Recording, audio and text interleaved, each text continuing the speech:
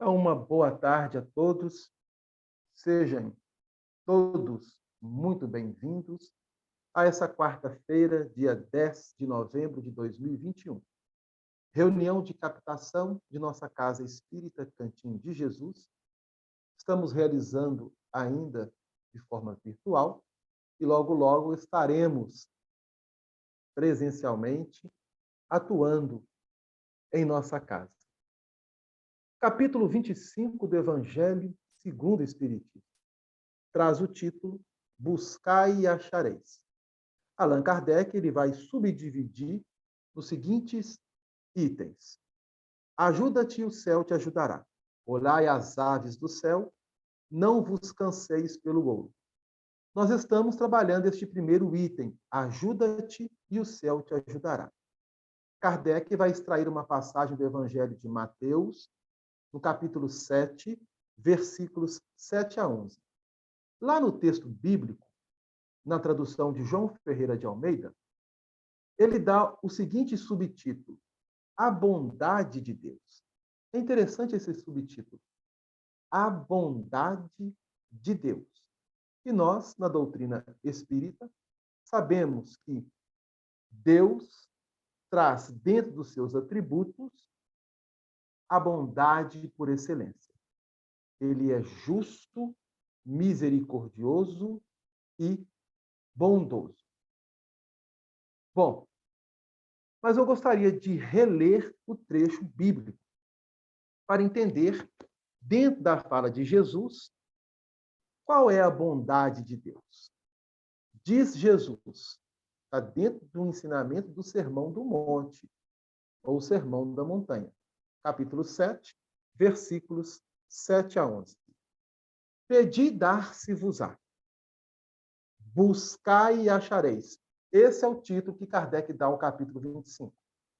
E é interessante que Kardec vai utilizar desse mesmo versículo 7, do capítulo 7, um outro título do Evangelho segundo o Espiritismo, que é o capítulo de número 27. Pedi e obtereis. Batei e abrir-se-vos-á. Porque aquele que pede, recebe. O que busca, encontra. E ao que bate, se abre. E qual dentre vós é o homem que, pedindo-lhe o pão ao seu filho, lhe dará uma pedra? E pedindo-lhe peixe, lhe dará uma serpente? Se vós, pois, sendo maus, sabeis dar boas coisas aos vossos filhos, quanto mais vosso Pai que está nos céus dará bens aos que lhe pedirem. Então, Jesus aqui está trazendo uma característica de todos nós, porque ele vai utilizar a palavra mal. Se vós, pois, sendo maus. E aí nós ficamos perguntando, mas será que eu sou tão mal assim? A ponto de Jesus ter me enquadrado, ter me classificado como mal? Por que Jesus falou isso? Bom, estamos entendendo com a doutrina espírita que Jesus precisava utilizar de uma linguagem mais enérgica e, às vezes, algumas palavras que ele colocou não foram tão bem aceitas devido a uma má interpretação que essas palavras tiveram. Hoje sabemos que quando Jesus colocou se vós sendo maus, ele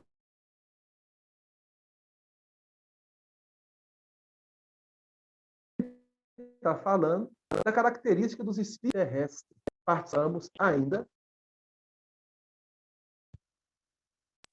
Agora sim. Acho que o som deu uma interrompida no som, o som voltou, né, gente?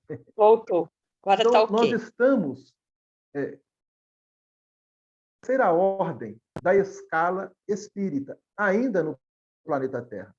Bom, não sei se vocês pegaram, eu estou falando que por que Jesus fala-nos que nós somos maus?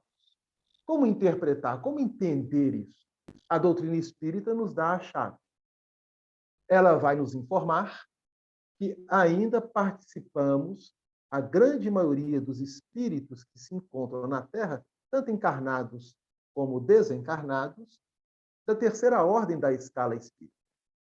E o que vai caracterizar os espíritos da terceira ordem é a imperfeição. Nós temos estudado isso aos sábados no estudo do Evangelho, que realizamos aqui na nossa casa espírita, primeiro e terceiro sábado. Bom, se nós somos maus, isto é, imperfeitos, ainda sabemos realizar aqueles que nos pedem boas coisas, quanto mais, então, nos dará o Pai que está nos céus, sendo Ele a bondade por excelência, a misericórdia absoluta, o amor absoluto. Então, Jesus está nos dando esse ensinamento. E ele afirma: pedi, buscai, batei. Será que nós temos sabido realizar isso? Será que nós temos buscado, mas buscado conforme Jesus ensinou-nos? Será que nós temos uma consciência de sabermos pedir como convém pedir? Será que nós estamos aprendendo a bater na porta para que essa porta se abra e nós sejamos recebidos? Bom,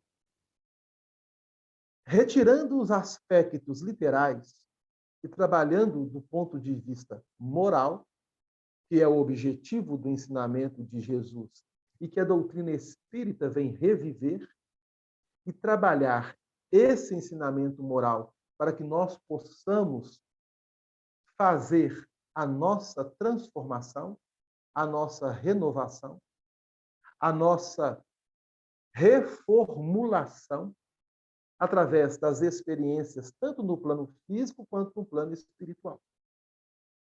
Kardec vai desenvolver esse trecho do Evangelho mostrando que o ser humano, ao longo dos milênios, ao longo de sua trajetória no plano físico, ele foi buscando, batendo e pedindo, do ponto de vista material. E dentro dessas três fases, o progresso foi se instalando no planeta Terra. O progresso físico. E hoje, passado tantos milênios, nós observamos, diante das nossas civilizações, o quanto o homem atual ele traz enormes benefícios para a sua vida, que difere de há 2000 anos atrás, quando Jesus esteve entre nós. A forma como nós transitamos diante de uma experiência no corpo físico, hoje, é bem diferente da forma como nós transitamos há 2000 anos atrás. Basta ver o seguinte: para que eu hoje vá, por exemplo, a Israel, eu pego um avião e em poucas horas estou lá. À época de Jesus, não havia sido ainda revelado ao mundo as duas Américas, ou os dois continentes, a América do Sul e a América do Norte. Como que eles poderiam chegar aqui? Somente 1500 depois de Jesus, através de navegações, foi revelado ao mundo, o mundo oriental e parte do mundo ocidental, essas terras, América do Norte e América do Sul. E hoje nós temos uma facilidade muito grande de podermos ir a qualquer lugar do mundo de forma rápida e segura, coisa que à época do Cristo não havia essa possibilidade. Hoje nós estamos aqui realizando um estudo através de uma tecnologia que nos permite fazermos isso. Se nós pensássemos de que a pandemia chegasse há 30 anos atrás, vejam bem, há 30 anos atrás, em 1991, será que as casas espíritas estariam preparadas para realizar de forma virtual, como realizou a programação das casas espíritas durante as restrições sanitárias pela pandemia? Isso há 30 anos atrás. Será que nós teríamos condições de manusear essa tecnologia da forma como nós ainda hoje estamos aprendendo a manusear? Porque tem vezes que a gente apanha, né? Recentemente eu apanhei. Em uma das reuniões nossas aí, eu não consegui abrir de jeito nenhum, não sei o que aconteceu, mas passou. Isso mostra o quê? O progresso. E é isso que o Kardec vem trabalhando. Então, pegando aqui um trecho do item 2, do capítulo 25, ele vai dizer assim: o progresso que cada homem realiza individualmente durante a vida terrena é coisa insignificante e, num grande número deles, até mesmo imperceptível. Olha o que Kardec está dizendo. Que todo o progresso que nós estamos realizando na atualidade e que foi sendo realizado durante todo o período do trânsito de nós, seres humanos, no plano físico da Terra, hoje nós temos essa percepção. Hoje nós temos. Mas, se nós fizermos uma análise, se nós meditarmos profundamente nessas etapas, nesses ciclos, nessas eras que nós chegamos na atualidade. Porque para um homem que não trabalha no campo íntimo e racional, conectando a esfera física e a esfera espiritual, ele não traz essa percepção. A grande maioria dos seres humanos não trazem essa percepção de progresso na nossa humanidade. E o Kardec vai colocar isso, que durante a vida terrena, por mais que nós realizamos um progresso, é como se ele fosse nulo, imperceptível para nós. Vamos imaginar, hoje nós estamos no ano de 2021, já fechando 2021, entrando em 2022. Vamos imaginar daqui a 100 anos para frente. No ano de 2121. Onde será que nós estaremos? No planeta Terra? No plano espiritual ou no plano físico, já reencarnados, após a desencarnação dessa atual existência? Como que vai estar a nossa civilização? As nossas leis, do ponto de vista humano? As nossas escolas? Os nossos hospitais? Como que vai estar o comércio? A alimentação? Será que nós já pensamos nisso? Será que nós imaginamos isso? Será que o homem de 100 anos atrás, que estava no século passado, no ano de 1921, pensou nisso? Bom, a doutrina espírita, ela nos permite abrir essa forma de pensar. Porque o progresso faz parte da evolução de cada um de nós. E aí, Kardec, a partir do item 3, é que nós vamos trabalhar hoje, e vamos ver se fechamos, né? Os itens 3, 4 e 5, ele vai dizer o seguinte: se Deus tivesse liberado o homem do trabalho físico, vejam bem, é Kardec, no item 3, trazendo para nós. Se Deus tivesse liberado o homem do trabalho físico, seus membros seriam atrofiados. Se o livrasse do trabalho intelectual, seu espírito permaneceria na infância, nas condições instintivas do animal. Eis porque ele fez do trabalho uma necessidade e lhe disse: busca e acharás, trabalha e produzirás, e dessa maneira serás filho das tuas obras, terás um mérito da sua realização e serás recompensado segundo o que tiveres feito. Então, Kardec está reafirmando aqui um ensinamento de Jesus, registrado por Mateus no capítulo 16, versículo 27. A cada um em conformidade com as suas próprias obras. E ele faz essa analogia.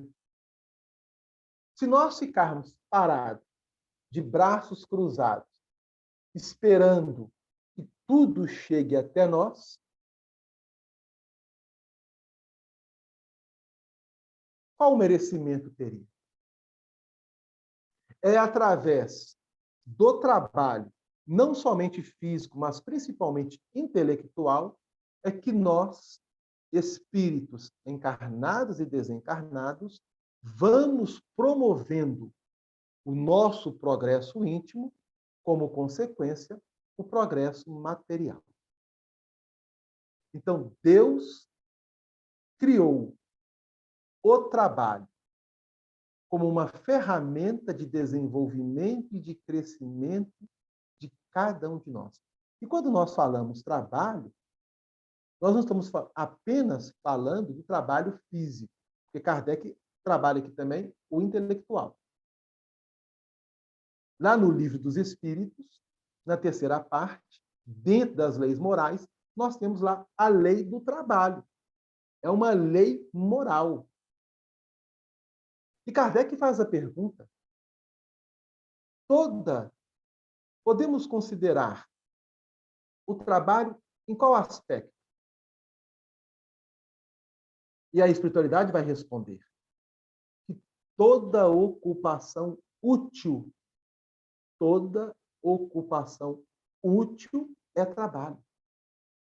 Então, se você estiver no seu lar durante essa pandemia, que agora as coisas estão abrindo, graças a Deus, e voltando à normalidade, e assim esperamos que aconteça. Mas vamos imaginar que durante esses meses que se passou, você aí no seu lar, aí você olha para um lado, olha para o outro, não pode sair de casa, tudo fechado. O que vou fazer? Vou ler um livro. Aí você pega um livro, assenta-se, ou deitado, abra e passa a ler esse livro. Quando você ler o livro, prestando atenção e procurando extrair daquelas lições e trabalhando isso no seu campo íntimo, isto é trabalho. Isto é trabalho. É o trabalho de desenvolver o nosso campo racional, de análise, de meditação. Ampliar também a nossa cultura do ponto de vista intelectual. Então, no Livro dos Espíritos, nós temos isso. E aí, no item 4, diz Kardec: é em virtude da aplicação desse princípio que os espíritos não vêm poupar o homem o seu trabalho de pesquisar. Olha que coisa interessante.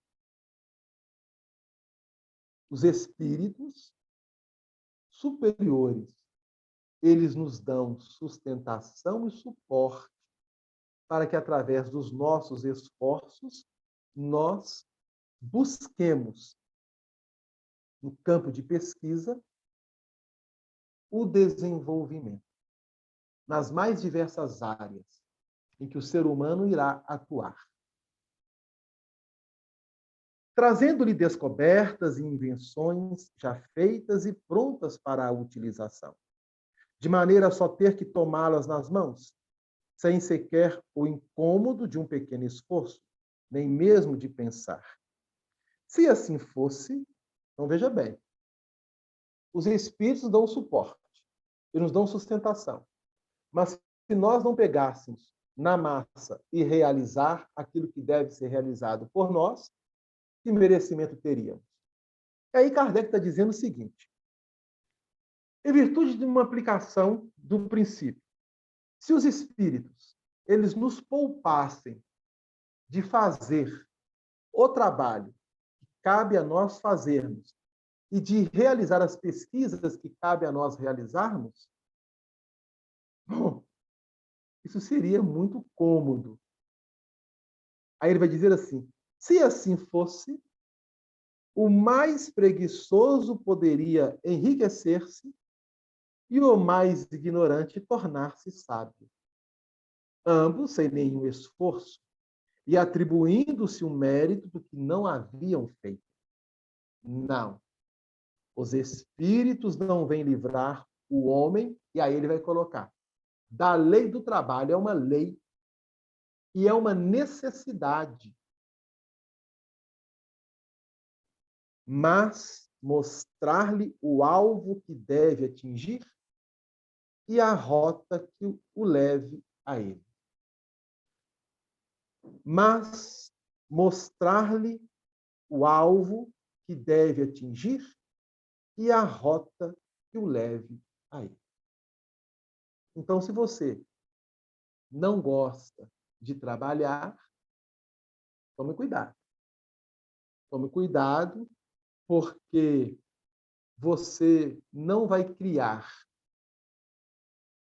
um campo na sua intimidade de poder avançar. Isso é muito sério. Porque muitos de nós ainda somos muito cômodos. Esperamos que tudo chegue até nós de mão beijada ou de mãos beijadas. E o trabalho é importante. Não pense você que após a sua desencarnação, você ficará sem fazer nada. Pelo contrário. No plano espiritual, nas dimensões espirituais, o trabalho ele é triplicado. Aqui no campo físico, nós temos ainda a oportunidade de relaxar, de passear, de tirarmos férias, de viajar, de descansar, de dormir. Mas há espíritos, de acordo com a sua evolução, que estão operando constantemente. Basta lermos a obra Nosso Lar do Espírito André Luiz. Ele mesmo, após ser acolhido das regiões umbralinas, ter feito o tratamento na região hospitalar da colônia Nosso Lar, passou um tempo, ele já começou a ficar entediado. Ele queria fazer algo. Ele queria ser útil. E aí, ele conversando com um irmão, que é o Lísias, um dos personagens também do livro, o Lísias, então, sugere a ele buscar Clarencio, o ministro Clarencio. Clarencio é um ministro do auxílio. E ele vai lá conversar com Clarencio. E é interessante esse diálogo que ele tem com Clarencio e da forma como Clarencio vai atender aqueles que chegam até ele. Ele não perde tempo, ele atende de 2 em 2. Aí André Luiz entrou com uma outra senhora, essa senhora se assentou primeiro na frente de Clarencio, e ela então relata o que havia levado ela a Clarencio. Aí Clarencio vai falando com ela que ele alocara ela em diversos setores de trabalho na colônia e ela não se adaptou a nenhum. E André Luiz sentado um pouco mais atrás, ouvindo a forma como Clarencio estava conversando com ela. E essa irmã, ela ainda não havia ela está lá em Nosso Lar. ela ainda não havia despertado para a disciplina e a seriedade de realizar uma tarefa, e essa tarefa ela vai nos beneficiar. Só que nós não pensamos dessa forma. É o que Clarissa estava fazendo com que ela entendesse. E aí, ela queria vir à crosta planetária e estar próximo dos seus filhos para auxiliá-los. E ela não tinha condições para isso. Por isso, Clarence havia colocado ela em alguns trabalhos e ela não se adaptou a nenhum deles. Aí ele disse assim: bom, minha irmã, já que você não quer realizar nada, então vá para os campos e fique lá pensando, meditando, até você, então, vir trazer uma outra novidade. Ela não foi atendida naquilo que ela pretendia, porque ela não tinha condições e nem ela se esforçava para se qualificar a fim de poder estar na crosta e auxiliar os seus entes amados. Porque para isso é necessário que o espírito trabalhe no plano espiritual e se qualifique. Aí foi a vez de André Luiz. André Luiz se sentou, Clarence lhe perguntou: e aí, meu irmão, o que te traz? Clarence já sabia. Ele começou a gaguejar um pouco, né? Porque ele estava vibrando algo e, de repente, ele teve que mudar essa vibração. Porque o seu pensamento queria ser útil, mas no exercício da medicina. Ele fora médico no plano físico. E aí Clarencio diz a ele que ele não tinha condições naquele momento de exercer a medicina. Naquele momento, ele não poderia. Mas isso não dava a ele o descrédito de somente ficar parado. Que ele poderia transitar por alguns departamentos da colônia, observar, refletir, meditar, estudar e estudar a si mesmo. E aí Clarencio vai dizer a ele aquela célebre frase que nós repetimos, que quando o trabalhador está pronto, o trabalho aparece. E isso é verdade. Então, os espíritos, eles não vêm retirar de nós o trabalho, pelo contrário, eles vêm nos auxiliar e nos dar sustentação. Mas se nós não fazermos a nossa parte, daí o título: ajuda-te que o céu te ajudará. E lá no item de número 5, Kardec diz assim: segundo a compreensão moral, essas palavras de Jesus significam o seguinte. Aí ele vai trazer uma compreensão do bater e abrir-se-vos-á, pedir e obtereis, buscar e achareis. Ele vai dizer assim: pedi a luz que deve clarear o vosso caminho, e ela vos será dada. Pedi a força de resistir ao mal, e a tereis a assistência dos bons espíritos. Eles virão ajudar-vos, e como o anjo de Tobias, vos servirão de guias. É interessante essa colocação de Kardec. E como o anjo de Tobias. Tobias é um personagem bíblico que, inclusive, temos um livro dele inserido na Escritura Sagrada, o livro de Tobias. Só que o livro de Tobias, ele encontra-se apenas na Bíblia católica. Na Bíblia protestante, não há o livro de Tobias. Isso nos mostra que Kardec, ele trazia várias traduções bíblicas, ele possuía várias traduções bíblicas, não somente as traduções protestantes, como também as traduções católicas. Aqui ele está colocando que o anjo de Tobias ajudou ele, Tobias. Então, quando nós lermos o livro de Tobias, o anjo que o assiste, eu não sei se vocês sabem, só aparece no livro de Tobias. Nós temos 3 anjos em todo o texto sagrado, Velho e Novo Testamento. Este anjo que assiste Tobias só há no livro de Tobias, no Velho Testamento. Então vamos refrescar a memória de vocês. Nós temos o anjo Gabriel, é aquele que chegou e anunciou a chegada do Messias a Maria de Nazaré, a José e aos pais de João, que futuramente se tornou Batista, Isabel e Zacarias. Ele anunciou a chegada do Messias. Bom, nós temos o anjo Miguel. Miguel, ele está lá no livro do Apocalipse, onde, no capítulo 12, João Evangelista descreve uma batalha que tem no céu e que Miguel e seus anjos vão ali combater o dragão e os anjos do dragão. Estou trazendo apenas a parte literal. Então, vamos interpretar, claro.